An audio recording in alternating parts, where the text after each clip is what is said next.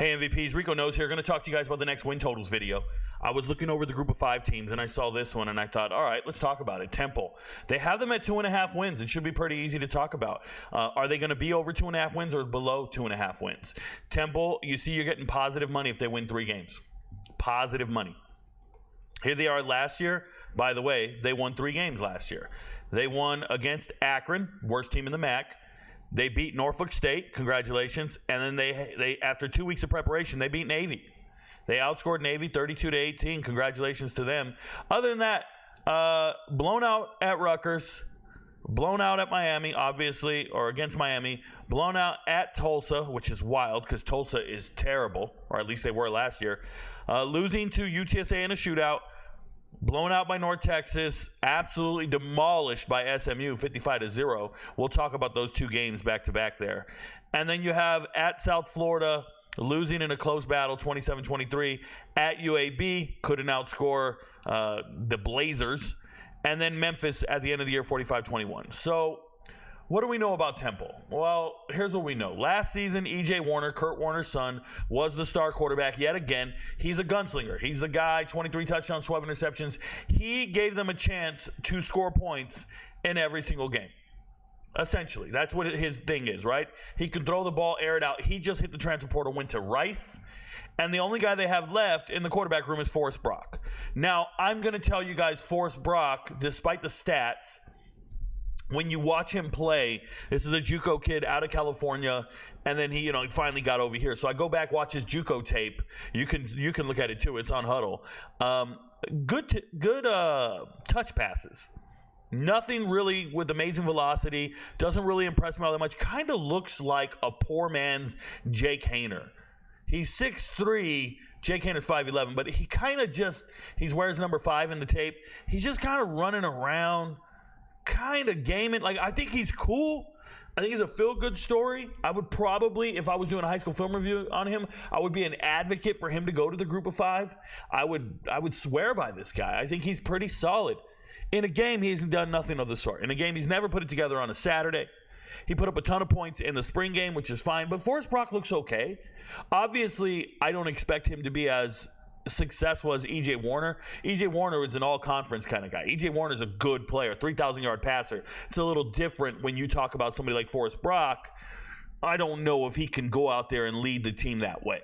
But he looks okay on tape. I don't see the velocity on the arm, which will lead to interceptions, which is what happened down here. He had 1 interception in a very short frame of time. Very short time frame, I should say. And I want to say he played the year before that. I think I have other tape on him playing. I might be thinking somebody else. No, I'm probably thinking about, I'm thinking about Evan Simon. It's a whole nother thing. I'll talk about that in a little bit. But there's Forrest Brock. Cool. I want to make this clear, though. When you look at Temple without their quarterback, without E.J. Warner, they look terrible. Okay, last year, the game, E.J. Warner sat out 2 games against North Texas and SMU. He sat those out. Do you understand that they got outscored 100-14? With no E.J. Warner to move the chains and give you first downs and touchdowns, they got outscored 100-14. 100-14. That's crazy, man. And one of their star linebackers transferred to SMU last year, or 2 years ago, I'm sorry. And then last year, their best linebacker was Jordan McGee. He's actually in the NFL now. So they're out at some team leaders. They're out of production here. Hubbard's gone. Joquez Smith is back, but he's still going to be a backup running back. This was his true freshman season here. Not a bad player. I'm cool with him. Shout out to him. E.J. Wilson's still here. Hit the transfer portal to get here. Congratulations. You're now on the team. You're probably the 3rd string running back. Not much to talk about there. We'll talk about it. Wide receiver room. Actually have some decent wide receivers. Top 2 receiving options are both gone. So you lost your quarterback, you lost these 2, and this is from a 3-win team. You lost the best players off of a 3-win team. Please understand that. It's not getting better, man. And Dante Wright is good. Dante Wright used to be good. I believe he used to play at Colorado State, if I remember correctly. Good player. Injuries kind of set him off back in 2021. But here he is. He's doing his thing. He's probably good for 500 or 600 yards if he has the right quarterback. But he's not a bad player. I like Dante Wright a lot. On tape, he looks smooth. Zay Baines looks like a future player. But if you talk about their 3rd starting wide receiver this year, it's Xavier Irvin. He's never played. And I want to say this, and I want to apologize when I go through the depth chart. If I don't have something positive to say about every single player, it's hard to find something to say about some of these young men because they've never played college football. This is one of the few teams. It's not about not returning production. They literally don't have a lot of people who have played. My dog is on high alert, y'all. I don't know why she's staring at the front door like that. It's alarming me. I apologize. Shout out to Ash. She is staring at the front door, and it's distracting me in the middle of this video. Don't worry. We stay strapped. I'm here. I just need to know what's happening at the front door. She's amped. All right, back to what I was saying. So, wide receiver room looks bare, anemic, and it looks bad. Defensively, like I said, Jordan McGee went to the NFL. That was the team leader. We'll talk about the rest of these guys. Yikes. That's my saying. That's what I'm going to say. Yikes. Okay? So, I already talked about E.J. Warner. Let's go look at their, why did I pull this up? Oh, I was just looking at their schedule for whatever from last year. All right, let's go look at the depth chart. Like I said, Zay Baines looks decent. Looks like a homegrown product. Been at the team for a while. That's fine. You have Dante Wright, stud. Thank you for being here. Complete stud. Xavier Irvin, I don't know what that's about. Congratulations. They got him in the slot, and they'll see what he does. Antonio Jones just transferred in. This is I think Grambling State, an FCS transfer, about 500 yards at Grambling State. That doesn't move me all that much. Shout out to you. Luke Watson. This was a true freshman last year, and now he's starting at the left tackle. News to me, bro. Eric King, never played. Congratulations. You got two linemen who haven't played at the FBS level at all, and now they're starting. You got Grayson Maines just came in via the transfer portal. Okay. Wisdom is good. Wisdom, when I watch him on tape 79, homie can play football. That's like a 3-year starter on the team. Very good. Kevin Terry doesn't move me at all. They got 3 dudes, first time they've ever seen the football field outside of like a field goal. Like I'm looking, and sometimes they'll go and block for field goals and stuff. That's their thing. But they got some transfers. They got some players. I don't know what's going on. More power to you. My dude is Wisdom, and that's it. Okay. Tight end, Landon Morris, doesn't really pop the tape on me, but Reese Clark does. Reese Clark and Forrest Brock have some type of continuity going. Forrest Brock threw him a touchdown in the spring game, and last year when he finally got to play, Forrest Brock was throwing passes to Reese Clark. So it's one of those things where Forrest Brock, I think, and Reese Clark, they have really good continuity. Evan Simon coming in. Evan Simon is a transfer from from Rutgers. Almost said EMU. From Rutgers. Evan Simon couldn't start over Gavin Wimsatt. That's all you need to know. And when he finally got in, he just doesn't look the part. And obviously he hit the transfer portal, leaving Rutgers. Like, he's not getting a shot to start. So you come over to Temple, where they don't have a quarterback, and you think you're going to be the starter, and you're getting beat out in the spring by Forrest Brock. That's just it, man. It looked like if you were doing production and stuff, you're like, oh, I could start over this guy. I could start over some dude who went 7 for 15 with a 46% completion percentage, 1 interception. I could start over him. I'm Evan Simon, right? I've played before. Evan Simon's played before. He's thrown for 300 yards against Iowa. He looks like he knows what he's doing, but don't get it twisted. In that 300 yards, go watch it. Pick 6 to Cooper DeJean. And then he also had 3 interceptions against Nebraska. He looked decent against an FCS team in Wagner. Like, it's kind of misleading. Don't worry about the stat line. Go watch the player, and you won't be impressed with it. And if you couldn't start over Gavin Wimsatt, you probably shouldn't be starting at Temple, is all I'm saying. But he's there. He's on the team. All right? More power to him. Let's go back to the depth chart. Running back room. Antoine Littlejohn coming in from Boston College. Littlejohn used to be a decent player, man. He used to be okay. From Maryland. My bad. From Maryland. Oh, shoot. I want to show you guys this. When you go back to Maryland, because Littlejohn used to be here, Littlejohn was a 6 or 7 string running back, however you want to do it, back in 2021. And there's Roman Hemby. That's the starter at Maryland. He's earned his way into the top of the depth chart, and Littlejohn has earned his way to Temple. But if you look, there's Isaiah Jacobs. That's Josh Jacobs' little brother. Isaiah Jacobs is currently the starting running back at UAB. Okay, Penny Boone, starting running back at Toledo, back up at UCF now. So when you start looking at some of these players and where they ended up on the depth chart and kind of where they're at now, you start looking at Littlejohn. He never really developed in what you needed him to be. And we know he's not better than some of these other guys on other teams. He's just not that good. He's not terrible. He's just not good. He's just not what you're looking for. And they needed somebody else other than Smith to carry the workload because he's so small. Where's Washington? I think Washington's a JUCO. Oh, yeah, he's from San Francisco Community College. He's a JUCO guy. And then there's E.J. Wilson coming back from last year. All right, Cameron Stewart, never played. I have Cam Stewart up here. He was at Rutgers, 4 tackles in his whole life, and he's been playing college football for a while. 4 tackles at Rutgers and never got in the games. Latrell Jean, I guess you believe in him up front. I don't. Alan Hay, been playing a little bit. Trey Thomas, I guess he's the closest thing to being athletic on the team. At the defensive line / linebacker, he moved to defensive end from linebacker. Doesn't really move me that much. We'll go linebackers here. Linebackers look pretty solid. Eric Stewart coming in, transferring in, looks fine. Looks like a player. I believe in Eric Stewart. And then there's Tyquan King. And for me, Tyquan King and I believe Keaton are both kind of the same thing to me. And I'm going to explain this. Tyquan King is an FCS All-American, HBCU transfer. And I remember going to watch tape on Tyquan King and who was it? It was the other linebacker who went to ECU. They both went to ECU. Not Roberts. Forgot his name right now. It's a damn shame. Doesn't matter. Tyquan King got to ECU as a transfer, and I told you guys in the TikTok video when I did the video, I was like, he doesn't look like a natural linebacker to me.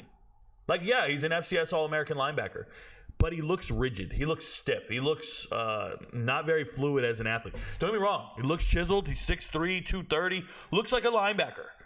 But when I watch tape, he's missing something dynamic about him. I can see people with muscles. You ever seen that really buff guy try to play basketball and he just kind of runs around and has the dexterity of a rhino? That is Tyquan King. He's like a big, strong linebacker, but he just lacks, like he's a liability in coverage. He lacks certain fluidity to him. And they have him playing the will linebacker spot, which for me is usually the most athletic guy on the field. Your will linebacker needs to run sideline to sideline, help out in coverage. Like Sam needs to be able to handle a tight end chipping up and a whole lot of other things, set the edge. I'm cool with that, but the will needs to be athletic, at least in my mind, right? And as a football coach, that's the way I think. And when I look at Tyquan King, I'm like, man, there's just something not fluid about him. So he couldn't get on the field at ECU. He actually left the team before the season started. And this was an FCS All-American. This is an HBCU kid. I thought he was going to go back to the HBCUs. I really did.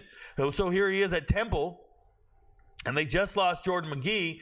But I think Eric Stewart's probably more poised to have more impact than Tyquan King. I just think he's a better linebacker, at least from what I saw on tape. So I like Stewart. Drawing a blank. I got to hit the reminder just to remind myself, where did Stewart come from?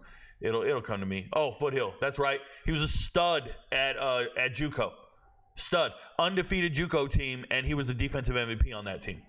Yeah, I went and watched the tape.